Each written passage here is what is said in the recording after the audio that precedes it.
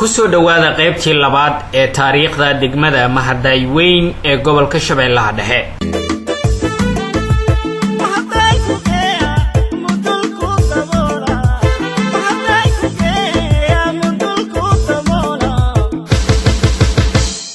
waxaanu ka soo qaadanay qaybtan Wikipedia ay leedahay degmada Mahaday Weyn ee gobolka Shabeellaha Dhexe. waxaana ku qoran walaalkeen Tar Maxamed Jidaan MMJ. waxa uu leeyahay waa degmo ku taalo gobolka Shabeellaha Dhexe waxayna qiyaastii 26 kiiloomitir u jirtaa magaalada madaxda gobolka Shabeellaha Dhexe ee Jowhar. dadka degmada degan 75% waa beeraley, 25% waa xoolo dhaqato. degmada waxa mara webiga Shabeelle iyo wadada isku xirta Muqdisho iyo gobolada dhexe. degmada waxay ka kooban tahay 4 xaafadood. warshadaha degmada Mahaday gobolka Shabeellaha Dhexe wuxuu lahaan jiray warshado badan, waxaana ka mid ah warshadaha waaweyn ee caanka ahaan jiray sida warshada sokorta oo ku taalay caasimadda gobolka Shabeellaha Dhexe ee Jowhar, warshada dharka ee iyaduna ku tiilay degmada Balcad ee gobolkan Shabeellaha Dhexe, warshada rasaasta ee iyaduna ku tiilay degmada Mahaday ee gobolka Shabeellaha Dhexe.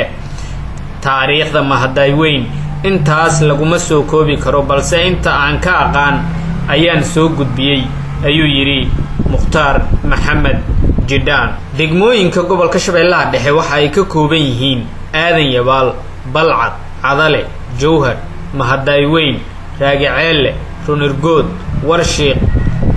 waxa jira tuulooyin badan oo ayaguna hoos yimaada degmooyinka gobolka Shabeellaha Dhexe sida deegaanada Qalimow, Califool Dheere, Qurac Madoobe, Ceel Baraf, Biyo Cadde, Meertaqwo, Caadley, Kumarow, Garsaale iyo tuulooyin kale oo aad u fara badan oo hoos yimaada degmooyinka gobolka Shabeellaha Dhexe. degmooyinka Jowhar, Balcad, Aadan Yabaal iyo degmada Cadale ayay ahaayeen degmooyinkii jiray xilligii kacaankii. magaalada Mahaday maysan ahayn degmo xilligaasi, laakiin waxay ahayd magaalo weyn oo ay ku nool yihiin dad kala duwan. haddaan wax ka taabto ciyaartooydii kubadda cagta ee degmada Mahaday, waxaan ka xusuustaa Cabdulaahi Cadow, Axmed Weli, Mahdi Dheere, Saydow, Cabdi Sports, Zubayr, Fiqi, Kamac iyo dad badan oo aanan halkan ku soo koobi karin waqtiga aan ka hadlayo. waa 1978 ilaa 1988. taasina waxay ahayd qoraalka Wikipedia ku qoran ee uu qoray Mukhtaar Maxamed Jidaan MMJ. aad ayuu u mahadsan yahay. waxay ka mid tahay qormooyinka laga sameeyay degmada Mahaday ee gobolka Shabeellaha Dhexe. waxaan idiin soo gudbin doonaa waxyaabo badan oo ku saabsan degmada Mahaday ee gobolka Shabeellaha Dhexe oo ay ku jiraan qaarkoodba internetyada.